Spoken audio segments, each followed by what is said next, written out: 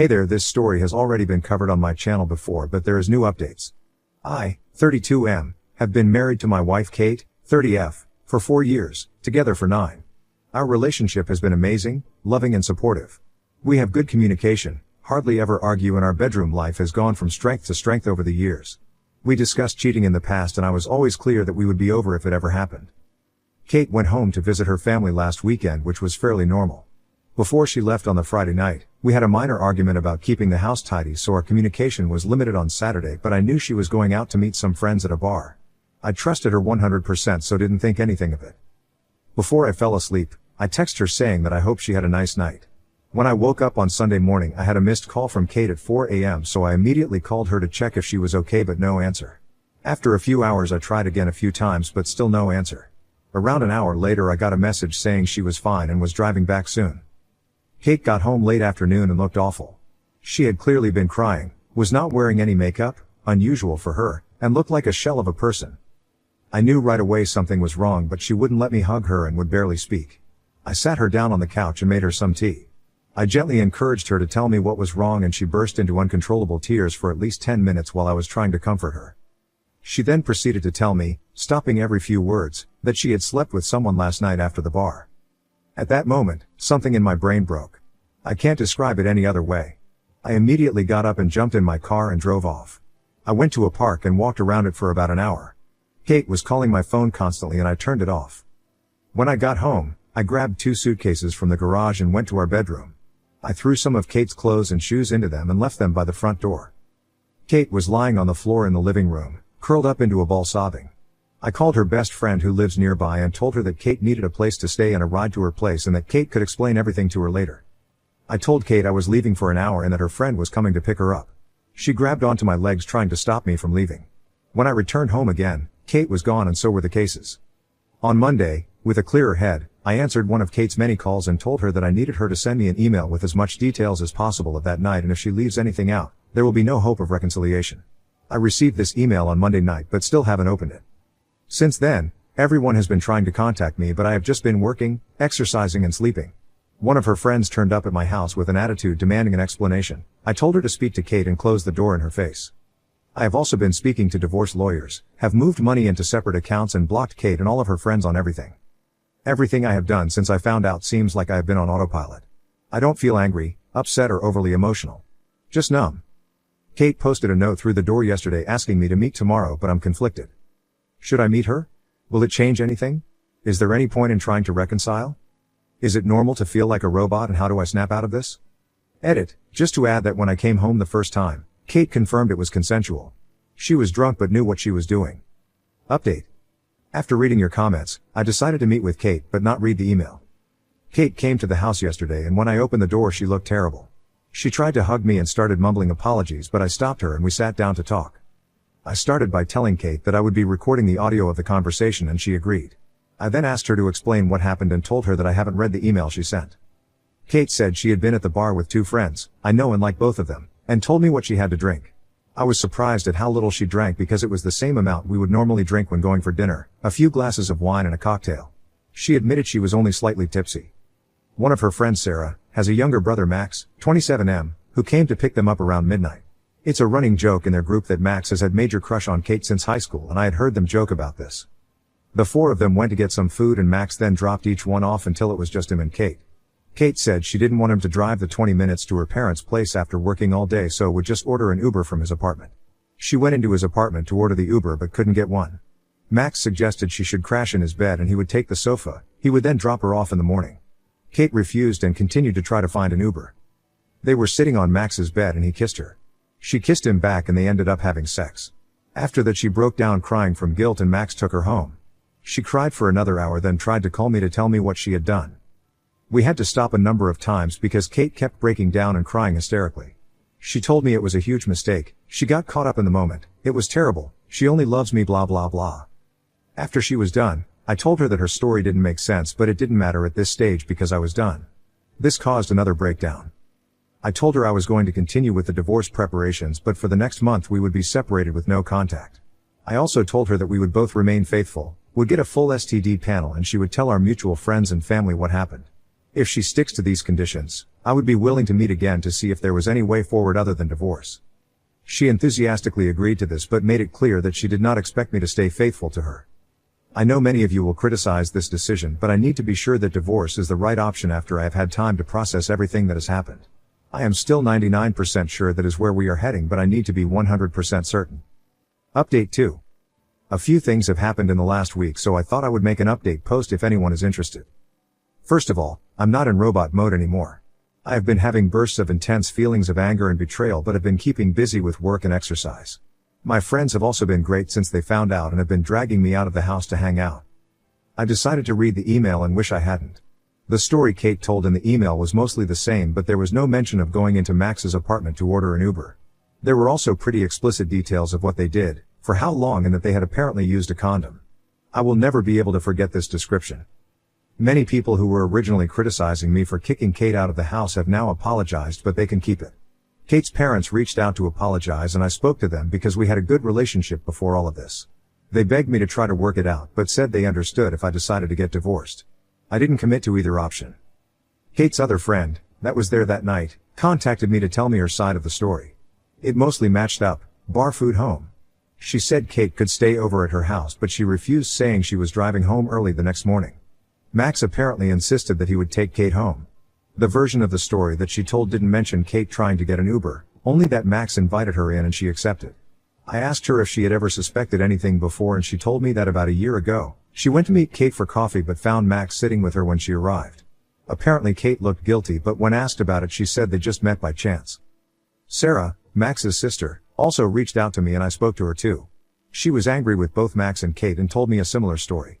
Apparently her whole family are angry with Max and she had not spoken to Kate since she found out. She apologized on behalf of her idiot brother and said she had warned him to stay away from Kate since high school. She didn't think anything else had happened between them. I have had zero contact from Kate but heard that she was going to be moving into an Airbnb near our house. Apparently she is not coping well and called in sick from work a few times over the last few weeks. She does have support from the friend she is currently living with, and I asked her parents to keep an eye on her. Her parents came up to see her this past weekend. I went out with some friends at the weekend and ended up drunk at a bar. I was talking to a girl there who I probably could have gone home with, but I stopped myself because I wanted to keep my self-respect. Reading the email and hearing what they had done made me give up hope of repairing this. Especially when I know she is not being truthful with me on other things, so who knows. I will be moving ahead with the divorce and might not even wait a month before telling Kate that this is my final decision. Update 3. I debated posting this update, but a lot of people seem to be invested in this mess, so here it is. Apologies in advance if this is TMI. Kate sent me an email last week asking to pick up some things she needed for work. My lawyer told me not to prevent her from having access to the house or her possessions, so I reluctantly agreed that she could come over on Thursday night when I would be at the gym. I told her to be out by 7:30, but when I got home at 8 she was still there. When I walked in, she had left a few work-related items next to the stairs and she was chopping vegetables for dinner. She looked amazing with her hair and makeup done, wearing one of the dresses I like. The whole place had been tidied and cleaned. I calmly asked her to leave immediately and she made her way to the door but stopped and asked if we could speak. I should have said no, but I eventually agreed. We sat down and had a conversation for around an hour which jumped from topic to topic. Again I told her I would record the audio and she agreed. I started by asking her if she had kept her side of the agreement we made the last time we spoke. She said she had taken an STI test which was all negative, mine was too thankfully, and a pregnancy test which was negative. She hadn't been with anyone else and also told a few friends and family what happened, and many of them were angry and were not speaking to her. I asked a lot of questions that had been turning over in my mind for the last few weeks. She confirmed that her reason for going into Max's apartment, the Uber story, was BS, and she said he invited her in for a drink and she agreed knowing at some level that something was going to happen. She can't explain why she did this other than being selfish and enjoying the attention.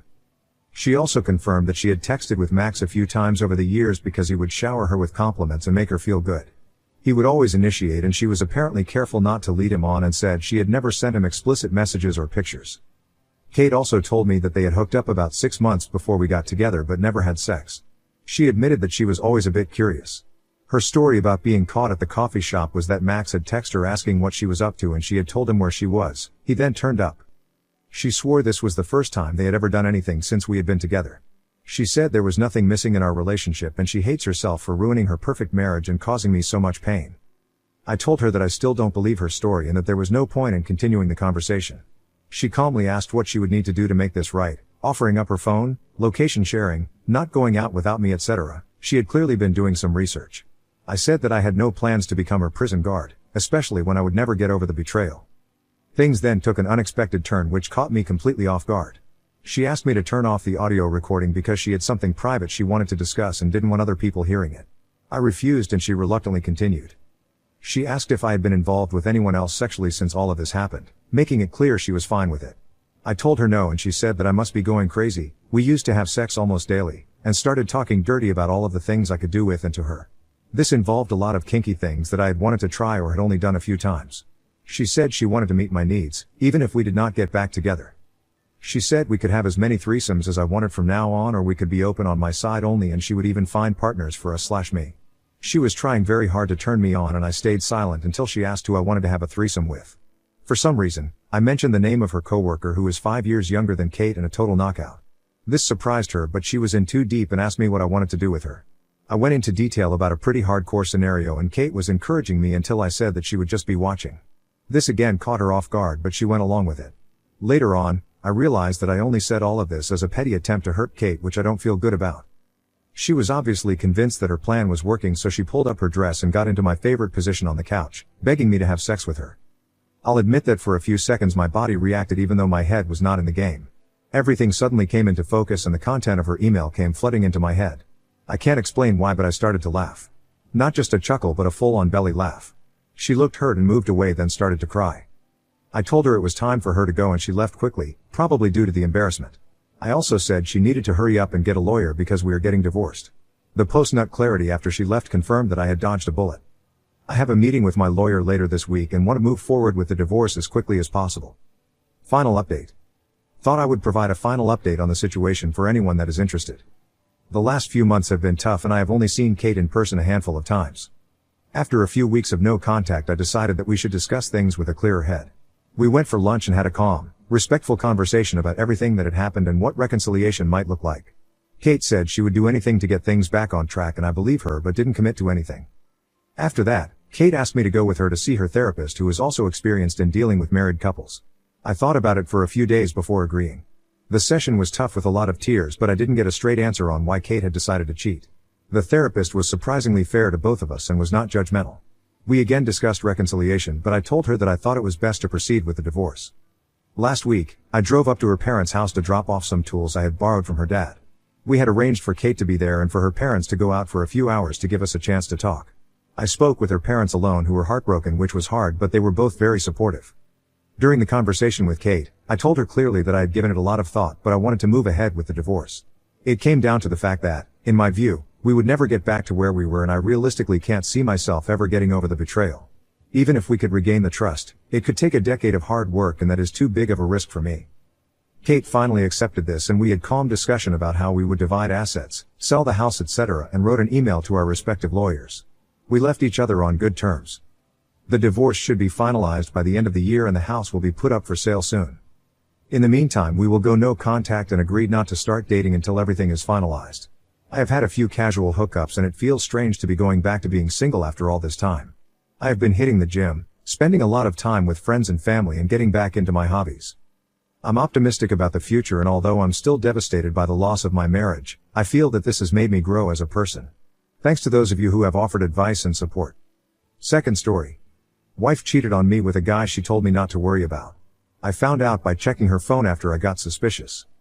I never imagined I'd be sharing my personal struggles online, but here I am. I'm not just venting, I want to show others that even when your world crumbles, there can be light at the end of the tunnel. My name's Tom, and I'm just an average guy working as a software developer. But this story isn't really about me, it's about my ex-wife Sarah, and how her actions turned my life upside down. Sarah and I met through mutual friends about 8 years ago. She worked as a realtor and was incredibly passionate about her career.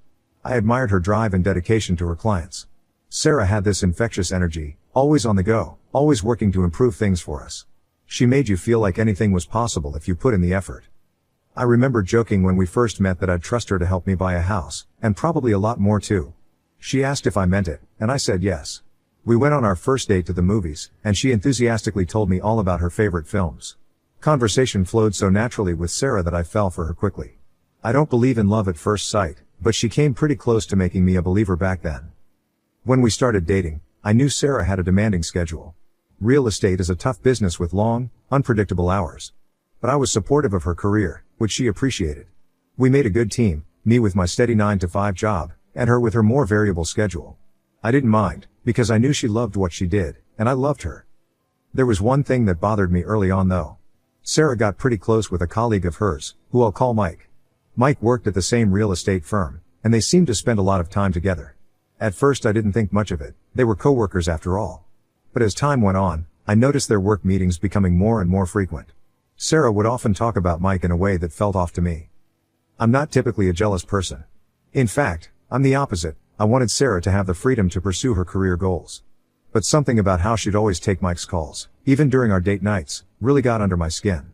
I'd make the occasional comment about how she acted like she was in love with Mike. Sarah would get defensive and snap back at me, but looking back, I wonder if that was more of a guilty reaction than just playful teasing. I brought it up casually once, just to get a read on the situation. You and Mike seem pretty close, I said, trying to sound nonchalant. Sarah laughed it off. Oh Tom, it's nothing. We just work well together. You don't need to worry about him. I wanted to believe her, I really did. But something still felt off. Still, I didn't push the issue. We were happy, and I didn't want to create problems over what might be nothing. Eventually, Sarah and Mike started spending less time together after he transferred to a new department. Sarah joked that she was sad to see him go. I joked back that now she was all mine instead of Mike's.